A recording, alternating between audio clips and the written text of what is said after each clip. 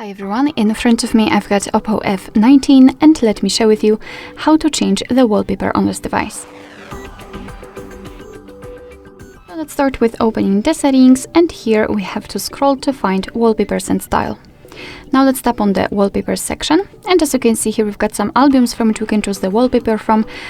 So here we've got album and carousel wallpapers, static options which are pre-installed, and online wallpapers from which we can also choose. And be aware that you need the internet connection to be able to search through them and find pretty options.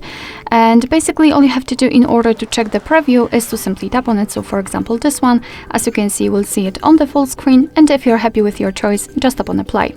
Now you can decide where you want to set it, so the lock screen, home screen, or both, and I will pick both options. So let me tap on it